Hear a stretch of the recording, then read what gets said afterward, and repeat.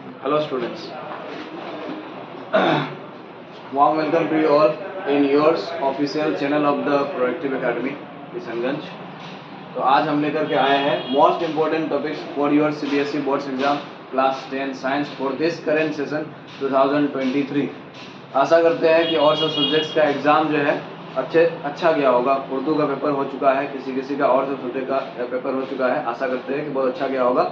अब आने वाला जो सब्जेक्ट है that is the science paper which is going to be on 4 March. So उसके लिए जो है जम के प्रिपरेशन करना है। और अभी जो है पूरा बुक ना पढ़ के, अभी पूरा बुक जो है ये थोरोली ये रिवाइज ना करके अभी उसके लिए समय नहीं है। तो यहाँ पर जो है ना बहुत यूजफुल होगा। इससे जो है 90+ मार्क्स एकदम श्योरली एकदम मिल सकता है अगर इसको हम लोग फॉलो करते हैं तो। So let us see here chapter number 1 से हम लोग क्या क्या पढ़ेंगे, वही सब इंपॉर्टेंट टॉपिक्स या फिर इंपॉर्टेंट क्वेश्चंस जो है ना आज हम डिस्कशन करने वाले हैं आप लोग के साथ।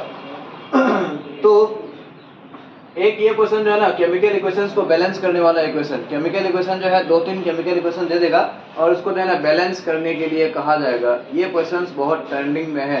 ये जो है ये क्वेश्चंस बहुत बार पूछे जा चुके क्वेश्चन है। Previous year question sample papers इस समय उठा करके देखोगे तो बहुत सारे इस पे बेस्ट जो है ना क्वेश्चन मिलेगा।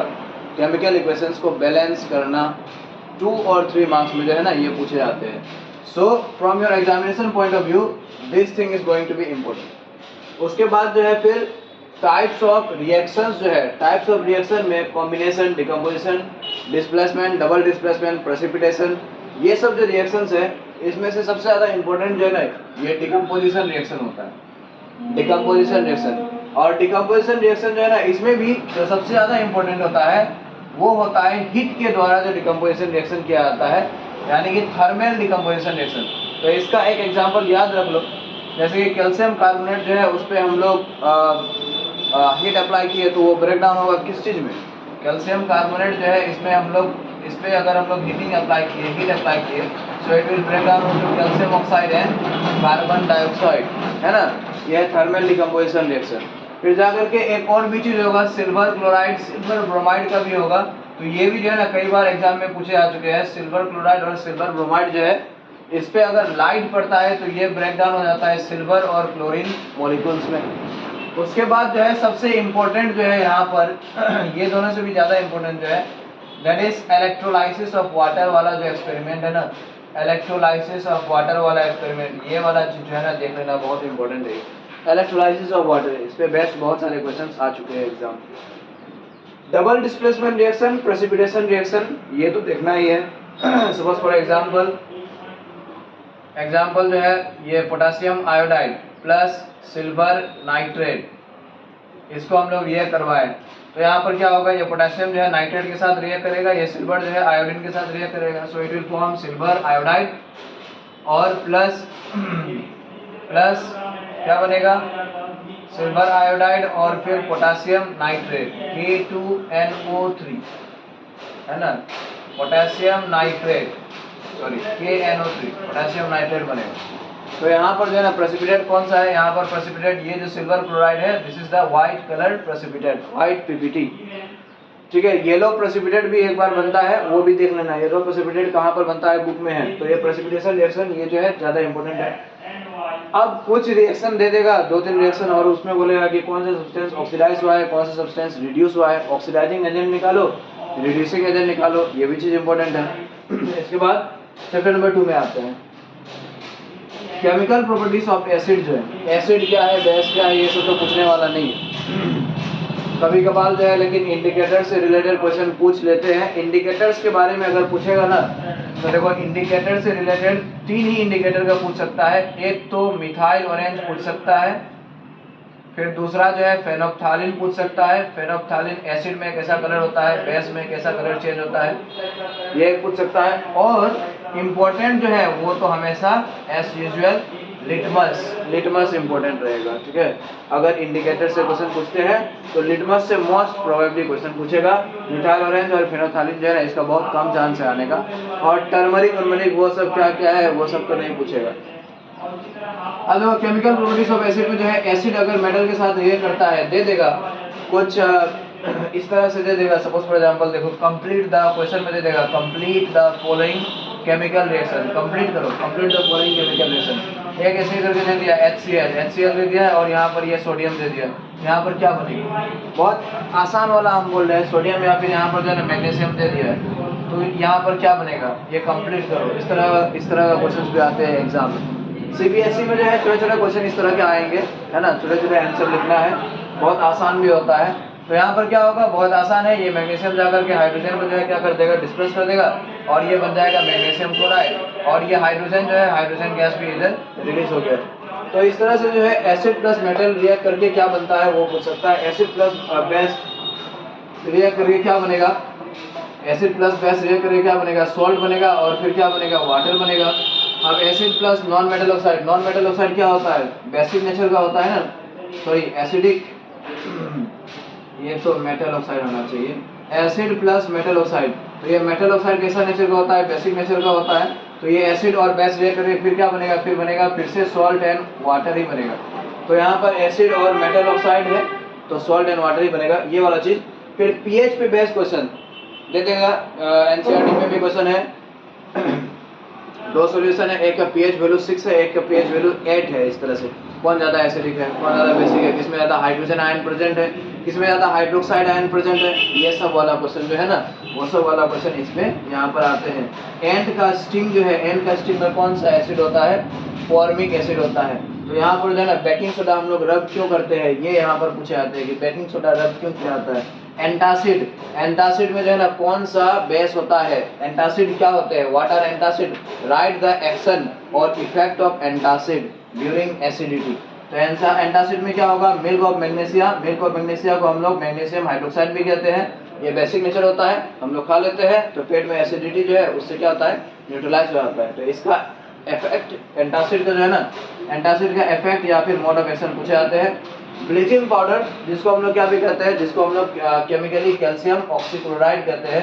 तो यहाँ पर जो है ना इसका क्या देखना है? बस दो चीज देखना है, दो चीज नहीं, हम लोग एक ही चीज देख सकते हैं। देखो प्रिपरेशन देखना है, खास करके यही प्रिपरेशन ही पूछा जाता है। जितने भी यहाँ पर कंपाउंड्स होते हैं ना, उसमें खास करके प्रिपरेशन ही पूछा जाता है। फिर प्लास्टर ऑफ पेरिस पीओपी जिसको हम लोग कहते हैं, इसका है formula calcium sulphate hemihydrate half H2O। इसका भी क्या होगा? इसका भी प्रिपरेशन है ना, यही प्रिपरेशन सब पढ़ लेना है।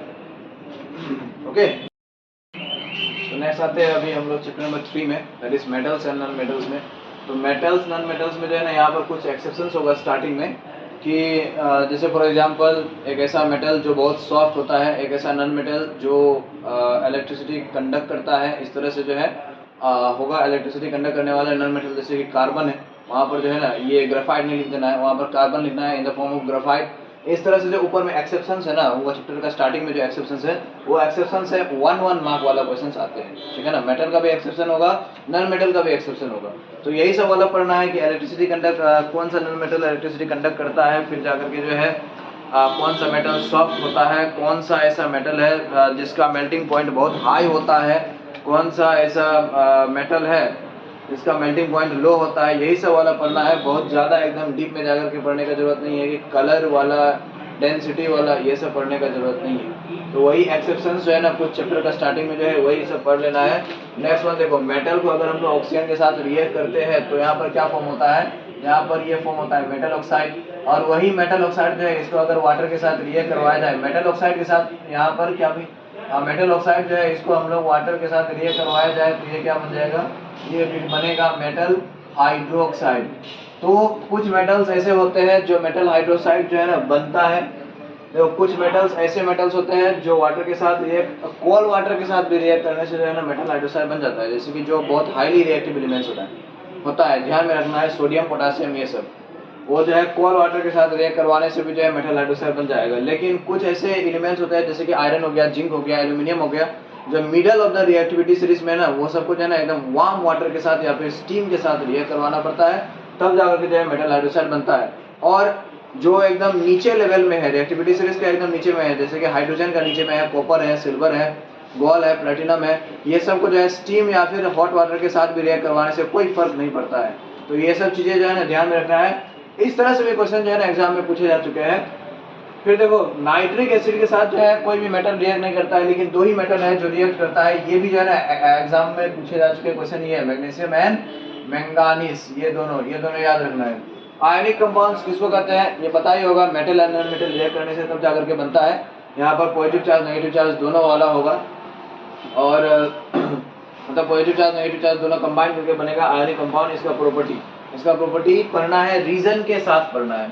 इसका प्रॉपर्टी जो है ना रीजन के साथ पढ़ना है। जैसे कि देखो आयनिक कंपाउंड जो है हाई मेल्टिंग पॉइंट होते हैं ना, high melting and boiling point होते हैं ना, तो इसका क्या रीजन है 1 मार्क। फिर जाकर के जो पूछे जा चुके हैं ये आयनिक कंपाउंड जो है इलेक्ट्रिसिटी कंडक्ट करता है ना मोल्टन स्टेट में, क्यों करता है उसका रीजन। आयनिक कंपाउंड जो है जनरली सॉलिड इन नेचर होता है, क्यों, क्योंकि स्ट्रॉन्ग फोर्स ऑफ अट्रैक्शन होता है दोनों के बीच में, तो उसका रीजन बुक में ही है, वो रीजन के साथ पढ़ना, ठीक है ना। रीजन पूछे जाते हैं ज्यादातर करके। और ये थर्माइट रिएक्शन, ये तो बहुत इंपॉर्टेंट रिएक्शन है। थर्माइट रिएक्शन में देखो क्या होता है, आयरन ऑक्साइड और एल्यूमिनियम ये दोनों को हम लोग रिएक्ट करवाते हैं और यहाँ पर जो है ना आयरन प्रोड्यूस होगा, एल्यूमिनियम ऑक्साइड भी प्रोड्यूस होगा with a tremendous amount of क्या, with a tremendous amount of heat के साथ प्रोड्यूस होगा। ये हीट इतना ज्यादा प्रोड्यूस होगा ना 1000 डिग्री सेल्सियस से भी ज्यादा हीट टेम्परेचर प्रोड्यूस होगा, जिसके कारण से जो है ना ये आयरन जो है ये मोल्टन स्टेट में मिलेगा। ये आयरन जो है मोल्टन स्टेट में मिलेगा, इसीलिए जो है ये थर्माइट रिएक्शन जो है ये मोल्टन स्टेट वाला आयरन जो है, पिघला हुआ आयरन, इसको जो है ना रेलवे ट्रैक्स ज्वाइन करने में जो है ना यूज किया जा सकता है, करता है। तो ये वाला थर्माइट रिएक्शन जो है ये पढ़ना है। फिर जाकर के इलेक्ट्रोलाइटिक रिफाइनिंग ऑफ मेटल्स है, ये 5 मार्क या फिर अभी तो 5 मार्क के क्वेश्चंस नहीं पूछे जाते हैं सीबीएसई में डायरेक्टली, अभी जो है ना 3 मार्क्स के क्वेश्चन पूछे जाते हैं। तो देखना इलेक्ट्रोलाइटिक रिफाइनिंग ऑफ मेटल जो है कॉपर का दिया हुआ है बुक में, ठीक है ना, तो कॉपर का ही पूछेगा, पूछने से जो है कॉपर का ही पूछेगा, तो यही पढ़ लेना है। फिर आते हैं carbon and compound chapter number 4 में इलेक्ट्रॉन डॉट स्ट्रक्चर बनाने के लिए सीखना है। ऐसे जो हम लोग बनाते हैं, जैसे सपोज फॉर एग्जांपल नाइट्रोजन है, नाइट्रोजन 2 नाइट्रोजन एटम्स कंबाइन किया है ना, इस तरह से ऐसे करके ये जो ऐसे करके हम लोग बनाते हैं, ये पता ही होगा। ये इलेक्ट्रॉन डॉट स्ट्रक्चर जो है ना ये बनाने सीखना है। इलेक्ट्रॉन डॉट स्ट्रक्चर भी कई बार पूछे जाते हैं 1 मार्क का ये क्वेश्चन। फिर आइसोमर्स जो है ना कहाँ तक पूछेगा, देखो मोस्ट प्रोबेबली अल्केन का ही आइसोमर पूछेगा, अल्केन का, अल्कीन अल्काइन का आइसोमर उतना पूछने का चांसेस नहीं है, ठीक है। नहीं तो अल्कीन अल्काइन में ना हायर क्लासेस में पढ़ोगे, क्लास 11 12 में ऑर्गेनिक केमिस्ट्री में, उसमें डबल बॉन्ड ये सब ट्रिपल बॉन्ड आते हैं ना, तो उसमें पोजिशनल आइसोमर्स भी पॉसिबल होता है, तो वो सब जो है कंफ्यूजन क्रिएट ना हो, इसीलिए जो है क्लास 10 का लेवल में जो है अल्केन से ही पूछेगा मोस्ट प्रोबेबली, जितना मुझे लगता है।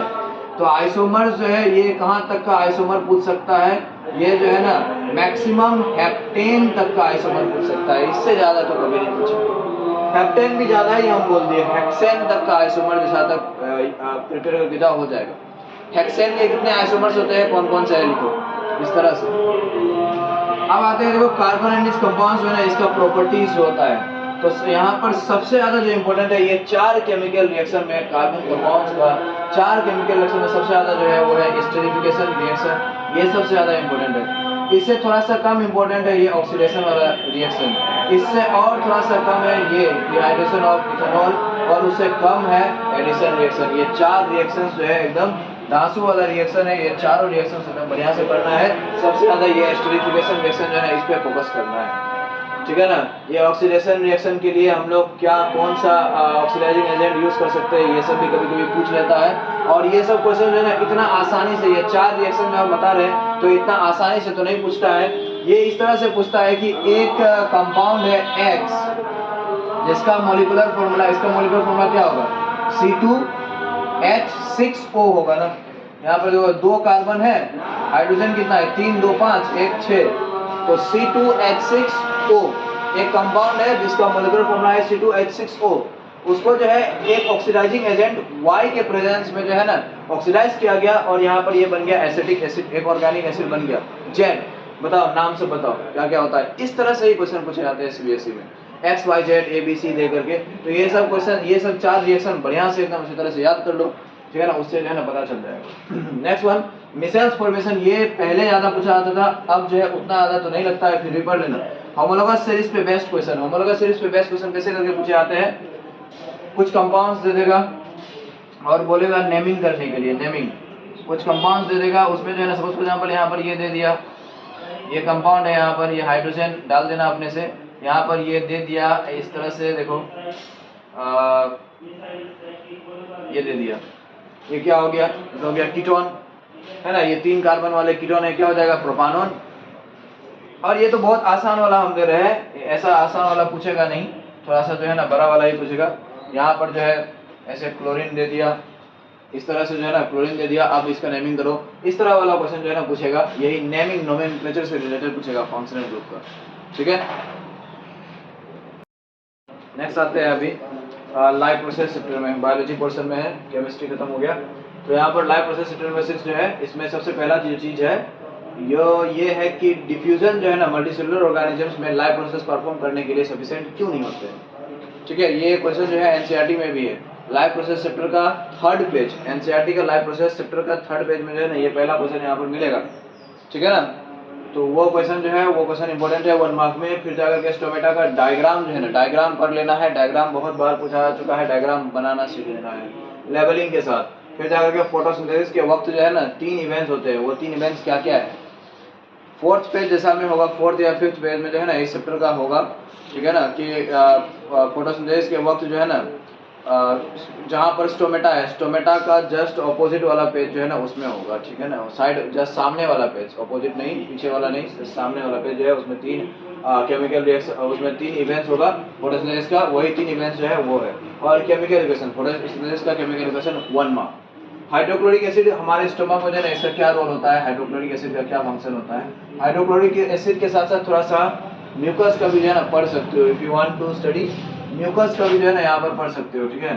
फिर जाकर के प्रोटीन डाइजेशन कैसे होता है 3 मार्क्स में प्रिपेयर करो, फैट्स डाइजेशन 3 मार्क्स में, कार्बोहाइड्रेट का डाइजेशन कैसे होता है 3 मार्क्स में, सब यहाँ पर जो है कैसे करके डाइजेशन होता है ये 3 मार्क्स में प्रिपेयर करो सबका। हमारे स्मॉल इंटेस्टाइन को किस तरह से जो है ऊपर वाले ने मॉडिफाई किया है, डिजाइन किया है, हमारे लंग्स को जो है कैसे करके डिजाइन किया गया है, ये 2 मार्क्स में प्रिपेयर करो, ठीक है ना। लंग्स का डिजाइन, लंग्स को किस तरह से डिजाइन किया गया है ताकि अच्छे तरह से जो है ना रेस्पिरेशन हो सके, स्मॉल इंटेस्टाइन को किस तरह से डिजाइन किया गया है ताकि इफेक्टिव वे में जो है डाइजेशन एब्जॉर्प्शन हो सके, 2 मार्क्स में जो है ना प्रिपेयर करो। एक्वाटिक एनिमल्स जो है 1 मार्क है, ये एक्वाटिक एनिमल्स जो है बहुत तेज से एकदम सांस क्यों लेता है, रेस्पिरेशन एकदम फास्ट क्यों होता है एक्वाटिक एनिमल्स में, 1 मार्क। हेमोग्लोबिन का फंक्शन, आरबीसी का फंक्शन, प्लेटलेट का फंक्शन, 1 मार्क्स सबका, क्या क्या फंक्शन होता है। ट्रांसपिरेशन क्या होता है, ट्रांसपिरेशन से प्लांट्स को क्या फायदा मिलता है, 3 मार्क्स में। ट्रांसपिरेशन से क्या क्या फायदा मिलता है, transpiration loss of water in the form of vapour, है ना। फिर ट्रांसपिरेशन होगा तो क्या होगा, एक continuous supply of water and minerals from the soil to upper plant parts हो पाएगा। दूसरा पॉइंट क्या है कि उससे जो है ना एक कूलिंग इफेक्ट बनेगा प्लांट पे, और प्लांट का बॉडी टेम्परेचर क्या होगा, रेगुलेट हो जाएगा, कंट्रोल में रहेगा। फिर ह्यूमन बींग्स में आते हैं, देखो ह्यूमन बींग्स सिर्फ नहीं, मैमल्स एंड बर्ड्स दोनों में डबल सर्कुलेशन ऑफ ब्लड जो है ना होता है। डबल सर्कुलेशन ऑफ ब्लड क्या है, डबल सर्कुलेशन ऑफ ब्लड का जो है ना फायदा क्या होता है, तो देखो इससे क्या होता है, ऑक्सीजनेटेड एंड डीऑक्सीजनेटेड ब्लड दोनों एकदम सेपरेट रहता है। हमारे टिश्यूज को जो है ना सिर्फ ऑक्सीजनेटेड ब्लड अच्छे तरह से मिलेगा भरपूर मात्रा में, और इससे क्या होगा, इससे जो है ना सफिशिएंट सप्लाई ऑफ एनर्जी हो पाएगा, ठीक है। तो बर्ड्स एंड मैमल्स हम लोग को जो है ना ज्यादा एनर्जी चाहिए, तो ज्यादा एनर्जी डबल सर्कुलेशन से मिलता है, इसलिए डबल सर्कुलेशन हम लोग करते हैं। अब देखो तीसरा पॉइंट ये है, दूसरा चीज ये है कि आर्टरी एंड वेन जो है ना इसका डिफरेंस बनाओ। एटलीस्ट यहाँ पर जो है ना तीन पॉइंट्स यहाँ पर जो है ना डिफरेंस बना लेना, लेकिन 3 पॉइंट्स में तो नहीं पूछेगा, 2 मार्क्स इस समय पूछ सकता है आर्टरी एंड वेन्स का डिफरेंस, या फिर 1 मार्क में। उसके बाद जो है ना देखो वेन्स जो है, वेन में वाल्व होता है, क्यों वाल्व होता है, 1 मार्क, ये 2019 में भी पूछा गया क्वेश्चन है, ये 1 मार्क का क्वेश्चन, ठीक है, 2019 में भी पूछा गया था। वेन से वाल्व क्यों होता है, ताकि बैक फ्लो ऑफ ब्लड जो है इसको कंट्रोल कर सके, बस इतना ही लिखना है। एक्सप्रेशन इन प्लांट्स 3 मोड, ठीक है ना, 3 पाथवेज याद रखो, 3 pathways of expression in plants. Excess water जो है वो स्टोमेटा के द्वारा रिमूव करता है ट्रांसपिरेशन के फॉर्म में। फिर जाकर के जो है बहुत सारे मिनरल्स को जो है ना वो मिनरल और फिर वेस्ट प्रोडक्ट को जो है ना वो सॉइल में जो है ना सॉइल में रिलीज करता है। वेस्ट मटेरियल्स जो होता है, टॉक्सिक वेस्ट मटेरियल या फिर एक्सेसिव मिनरल्स, वो जो है गम्स, रेसिन्स, डाइस के फॉर्म में रिलीज आउट करता है ना। तो 3 हो गया तो काफी है। और फिर ह्यूमन एक्सक्रीटरी सिस्टम का डायग्राम। फिर एक और क्वेश्चन, ये एनसीईआरटी का लास्ट में होगा, एनसीईआरटी का लास्ट में होगा कि अल्वियोली ऑफ क्या, alveoli of lungs and nephron of kidneys, kidney का जो नेफ्रॉन है ना उसमें जो है ना कंपेयर एंड कंट्रास्ट करो। ये एनसीईआरटी का सबसे लास्ट क्वेश्चन में होगा, कंपेयर एंड कंट्रास्ट। सबसे लास्ट है कि क्या है पता नहीं, याद नहीं आ रहा है, लेकिन एनसीईआरटी का है, एनसीईआरटी में है, ठीक है ना।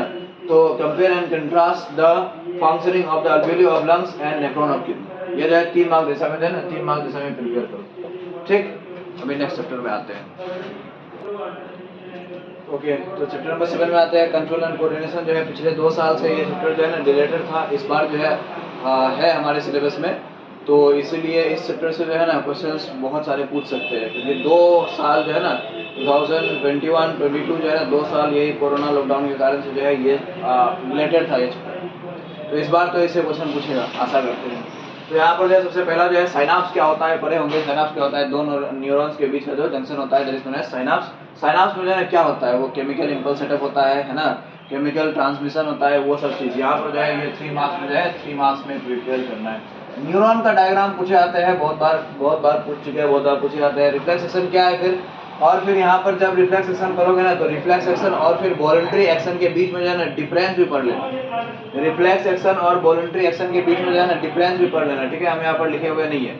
रिफ्लेक्स आर्क क्या है, रिफ्लेक्स आर्क मतलब ये पाथवे जो होता है, रिफ्लेक्स एक्शन जब एक होता है तब नर्व इम्पल्स जो ट्रेवल करता है, वो उस रास्ता को हम लोग रिफ्लेक्स आर्क कहते हैं। इसका पाथवे क्या होता है, सबसे पहले क्या होगा, सबसे पहले होगा रिसीवर। रिसीवर से जो है ना सेंसरी नर्व होकर के कहाँ जाएगा, स्पाइनल कॉर्ड में जाएगा। स्पाइनल कॉर्ड से फिर मोटर नर्व के द्वारा कहाँ आएगा, इफेक्टर में आएगा, है ना। ये भी बुक में है, वो डायग्राम देख लेना। फिर ब्रेन का पार्ट जो है ना, हर पार्ट का फंक्शन नहीं, हर पार्ट का फंक्शन नहीं, जैसे कि कुछ इंपॉर्टेंट पार्ट्स जो होते हैं, जैसे कि देखो फॉर एग्जांपल हंगर। हंगर कौन कंट्रोल करता है, हंगर कंट्रोल करने वाला पार्ट जो है हंगर, फिर जाकर के वॉमिटिंग, फिर जाकर के थर्स्ट। ओके, हंगर हो गया, वॉमिटिंग हो गया, थर्स्ट हो गया, ये सब जो है। फिर जाकर के बॉडी का बैलेंस, फिर जाकर के पोस्चर, इक्विलिब्रियम, ये सब कौन कौन मेंटेन करता है। फिर जाकर के main thinking part of the brain जो है, main thinking part of the brain कौन है, सेरेब्रम है, ये सबको पता है ना। और जो हंगर, वॉमिटिंग, थ्रस्ट, बैलेंस, यही सब जो है ना, यही सब से क्वेश्चंस आते हैं, यही सब जो है ना पढ़ना 1 मार्क का है, बस यही सब के बारे में प्रिपेयर कर लेना, हो जाएगा। और फिर जो है देखो थायरोक्सिन हार्मोन बनाने के लिए आयोडीन का जरूरत पड़ता है। अगर आयोडीन का कमी हो हमारे डाइट में तो क्या होता है, थायरोक्सिन हार्मोन नहीं बनेगा, and so we will suffer from goitre. ये भी जो है बहुत बार क्वेश्चन आ चुके हैं एग्जाम में, ये भी पढ़ लेना है। उसके बाद जो है देखो इंसुलिन हार्मोन, हमारे पैनक्रियास जो है ना, पैनक्रियास क्या करता है, इंसुलिन हार्मोन प्रोड्यूस करता है। और वो इंसुलिन हार्मोन से क्या होगा, इंसुलिन हार्मोन से जो है ना देखो क्या होगा, बॉडी में, हमारे बॉडी में कार्बोहाइड्रेट का, शुगर का मेटाबॉलिज्म जो है ना, इसको कंट्रोल किया जाता है। अगर इंसुलिन हार्मोन बहुत कम हो तो क्या होगा, then we will suffer from diabetes, because हमारे ब्लड में जो है शुगर लेवल्स क्या होगा, बहुत ज्यादा बढ़ जाएगा। ओके, तो ये भी पढ़ लेना है कि इंसुलिन हार्मोन कम होने से क्या होगा। फिर जाकर के फाइट एंड फ्लाइट हार्मोन हम लोग किसको कहते हैं, एड्रेनालिन को हम लोग फाइट एंड फ्लाइट हार्मोन कहते हैं। सो क्यों कहते हैं, ये रीजन है, फाइट एंड फ्लाइट हार्मोन क्यों कहते हैं, एड्रेनालिन को किसको कहते हैं, क्यों कहते हैं, ये 3 मार्क्स में बनाना। बहुत बार ये भी पूछे जा चुके हैं। ऑक्सीजन का फंक्शन में आप देखो, ऑक्सीजन प्लांट हार्मोन है, बेंडिंग ऑफ स्टेम ऑक्सीजन के द्वारा कैसे होता है। फिर जाकर के जो है टेंड्रिल जो होता है, एक पी प्लांट है यहाँ पर, पी प्लांट में इस तरह से जो घुंघराले बाल की तरह ये होता है, that is known as tendril. ये टेंड्रिल जो है ना ऐसे एकदम कर्लिंग होकर के ये ऊपर की तरफ चढ़ता है। सो ये टेंड्रिल जो है ना कर्लिंग कैसे होगा।